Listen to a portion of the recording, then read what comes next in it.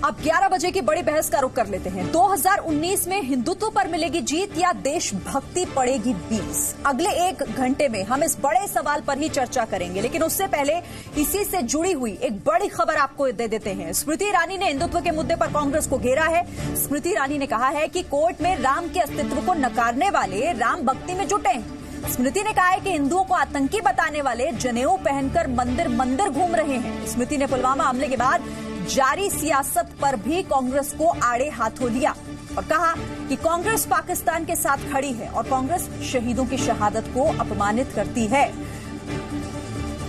Congress party court में दस्तावेज देती थी कि राम का कोई अस्तित्व नहीं, वही राम भक्त बनकर घूम रहे हैं। किसने सोचा था हमारे जवानों का खून बहेगा पुलवामा में और कांग्रेस पार्टी देश के साथ नहीं बल्कि पाकिस्तान के साथ जाकर खड़ी हो जाएगी। तो जाहिर है कि क्या देशभक्ति पर चोट से अब की बार वोट मिलेगा, ये सवाल उठ रहा है। स्मृति ईरानी ने जहां हिंदुत्व के मुद्दे पर कांग्रेस को घेरा है, तो फारूक अब्दुल्ला ने राम मंदिर के मुद्दे पर बीजेपी को घेरा है।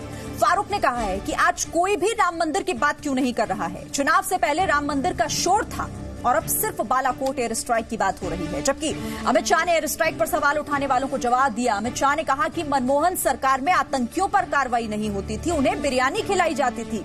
वहीं कांग्रेस महासचिव प्रियंका गांधी वाड्रा आज अमेठी जा रही हैं। 29 मार्च को वो अयोध्या में होंगी। हनुमानगढ़ी मंदिर में दर्शन भी करेंगी। प्रियंका के अयोध्या दौरे पर योगी आदित्यनाथ ने कहा कि चुनाव के समय ही राहुल प्रियंका को आखिर मंदिर की याद क्यों आती है, इसीलिए आज ये बड़ी बहस हम कर रहे हैं एक बड़े सवाल के साथ। और बड़े सवाल क्या है, अब जरा इन पर गौर करिए।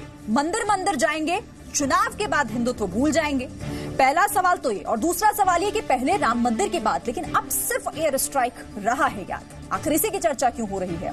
बालाकोट हमले के बाद राम मंदिर का मुद्दा क्या भूल गई है बीजेपी? क्यों नहीं इस पर अब कोई बात की जा रही है? और चौथा सवाल ये कि सियासी विश्व युद्ध में बीजेपी के हनुमान से हारेगा विपक्ष। पांचवा सवाल ये कि हिंदुत्व पर मिलेगी जीत या देशभक्ति पड़ेगी 20। तो ये तमाम सवाल, बड़े सवालों के साथ हम इस चर्चा में आगे बढ़ेंगे और एक पूरा पैनल मेरे साथ यहां पर बना हुआ है। मेरे संवाददाता भी मेरे साथ होंगे, एक एक करके मैं बता देती हूं। रामदत्त त्रिपाठी जी हमारे साथ सीनियर जर्नलिस्ट हैं, वो जुड़ गए इस चर्चा में शामिल होने के लिए। मेरे साथ मुजफ्फर खान यहां स्टूडियो में मौजूद हैं, एसपी नेता मेरे साथ। शांतनु गुप्ता भी मेरे साथ यहां पर पॉलिटिकल एनालिस्ट के तौर पर जुड़ गए हैं, चर्चा में शामिल होंगे। मेरे साथ आशुतोष मिश्र भी हैं, पॉलिटिकल एनालिस्ट, वो भी इस चर्चा में जुड़ेंगे। साथ ही मेरे साथ राजीव जेटली भी आगे जुड़ेंगे और दो सहयोगी भी मेरे साथ हैं, ब्रह्म प्रकाश दुबे जो कि विजय चौक से हमारे साथ हैं और लखनऊ का भी रुख करेंगे, राजीव श्रीवास्तव भी मेरे साथ हैं।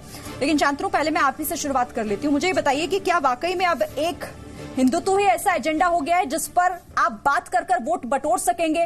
क्योंकि ये जमीन तो रही है बीजेपी की, लेकिन अब इस मैदान में कांग्रेस भी कूद पड़ गई है। देखिए, थोड़ा हमें पीछे जाना पड़ेगा। 2014 में जब कांग्रेस मुंह के बल गिरी थी और 44 सीट पर सिमट गई थी, तो उनकी अपनी कमेटी बनी थी जो ए.के. एंटनी ने हेड करी थी। और ए.के. एंटनी की कमेटी की रिपोर्ट ये थी कि हमें अपनी एंटी हिंदू इमेज को हटाना पड़ेगा। ये कांग्रेस की ये जाहिर रिपोर्ट है, मीडिया में आई थी। तो उसके बाद से इन्होंने ये शुरू करा। तो ये आज का नहीं है, 2014 के बाद से जिस भी इलेक्शन में है, तो ये जनेऊ, शिव भक्त, मंदिर, गाय जो इन्हें कभी नहीं याद आए, वो अब एकदम से याद आने लगे। अब कांग्रेस का इतिहास देखेंगे तो इंदिरा गांधी ने जो गौ रक्षक है उन पे गोली चलवाई है। कभी जो लड़के मंदिर जाते हैं वो लड़की छेड़ते हैं, राम काल्पनिक है, हिंदू टेरर है। तो वो इतने सारे स्केलेटन इनके क्लोजेट में वो कितने पाप धोएंगे? तो ये मेरे ख्याल से जनता आजकल की 21वीं शताब्दी की जनता है, टीवी सोशल मीडिया के माध्यम से सारी जानकारी है। तो इस समय जनता को बेवकूफ बनाना बहुत मुश्किल है। और अगर बीजेपी ने ओरिजिनल मुद्दा पकड़ के रखा भी है तो जनता ओरिजिनल के साथ जाएगी या डुप्लीकेट जेरोक्स कॉपी के साथ जाएगी, ये देखने वाली बात है। बिल्कुल। आशुतोष मिश्र, मुझे ये बताइए कि मुद्दों की बात बीजेपी नहीं करती, आरोप हमेशा कांग्रेस लगाती थी। अब कहां गए सारे मुद्दे साहब? कांग्रेस के पास क्या मुद्दे नहीं बचे और उसको ये लग रहा है कि बीजेपी को जिस तरीके से इस नाम पर फायदा हुआ था, अब वही पॉलिटिक्स कांग्रेस भी करेगी। फिर आप नया क्या कर रहे हैं भाई?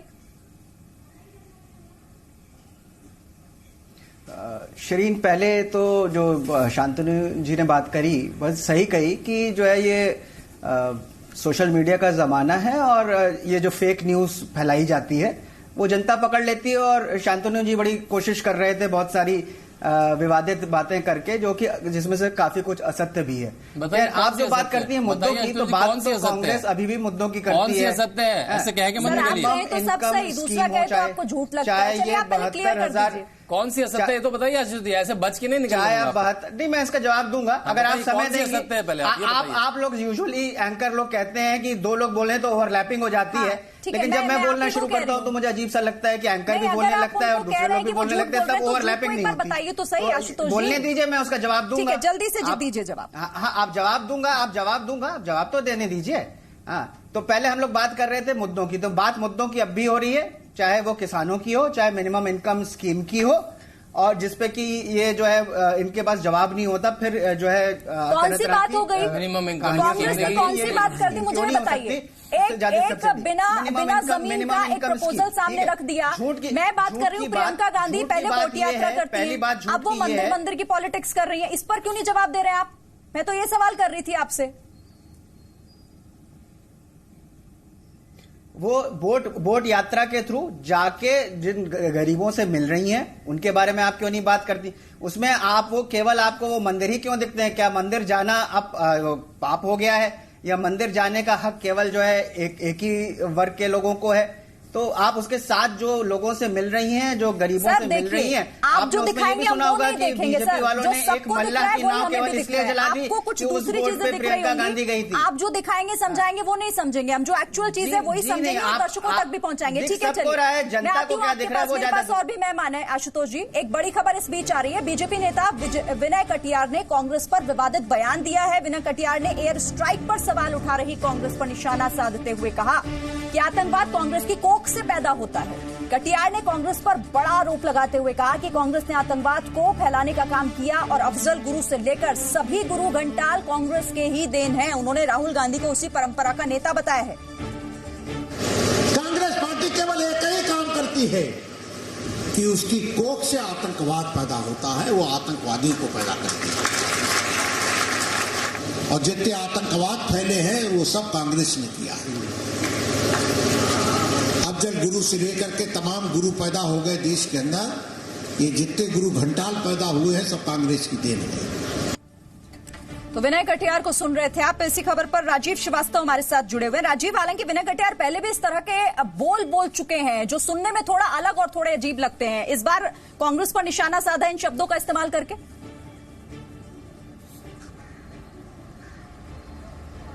अब बिल्कुल विनय कटियार ऐसे बयान देने के लिए जाने जाते हैं, और फिलहाल चुनाव का वक्त है तो सियासत भी होनी है। और हम बताएं आपको कि विनय कटियार भी एक प्रत्याशी या टिकट की दौड़ में है, तो जाहिर सी बात है कि वो सियासत उनकी तरफ से और तेज होगी। और चूंकि ये मौका है इस वक्त सभी राजनीति जितनी सियासत हो रही है एयर स्ट्राइक को लेकर के या तमाम चीजों को लेकर के, तो उसमें विनय कटियार जैसे नेता अब तक नहीं कूदे थे, यही आश्चर्यजनक था।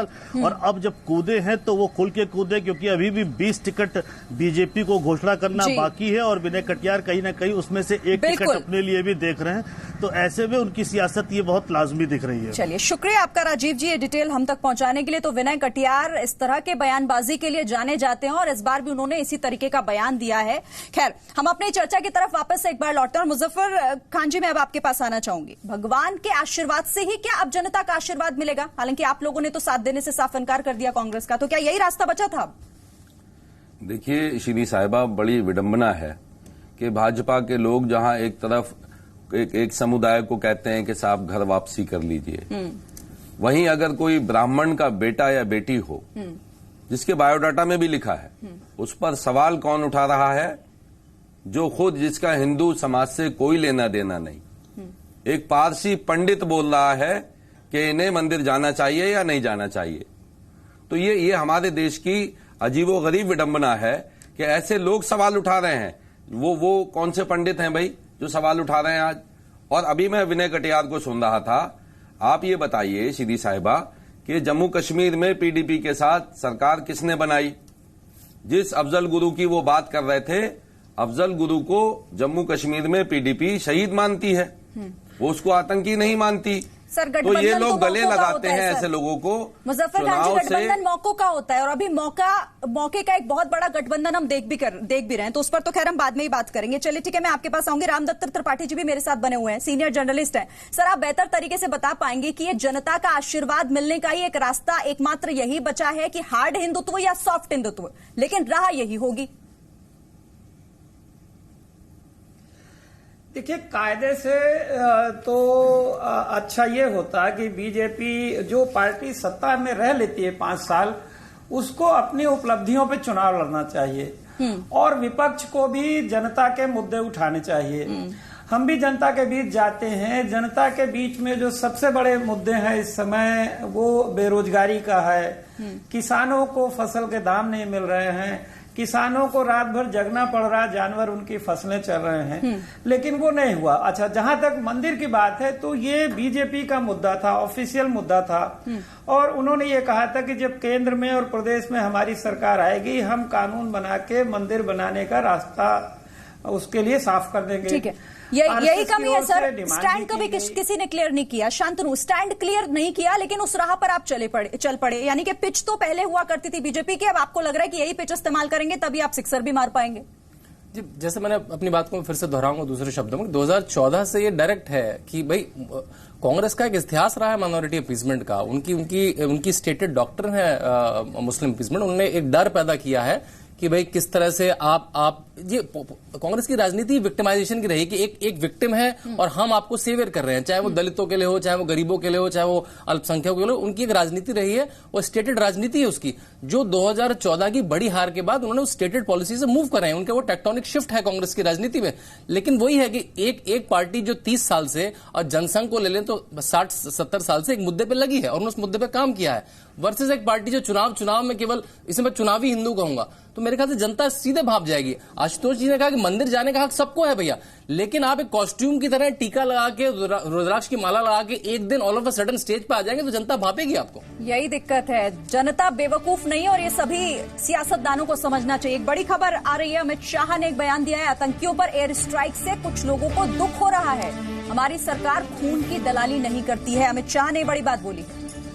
देश को एक ऐसा प्रधानमंत्री चाहे जिसके शपथ लेते ही दुश्मनों के दिल में डर की लखलखी बैठ जाए, ऐसा प्रधानमंत्री भारत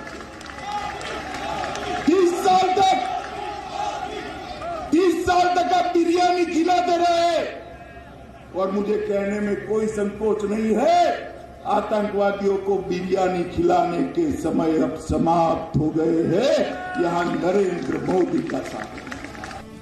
तो हिंदुत्व का मुद्दा और दूसरी तरफ एयर स्ट्राइक पर सवाल, ये दो ही चीजें हैं जो इस बार चुनावी मौसम में उछल कर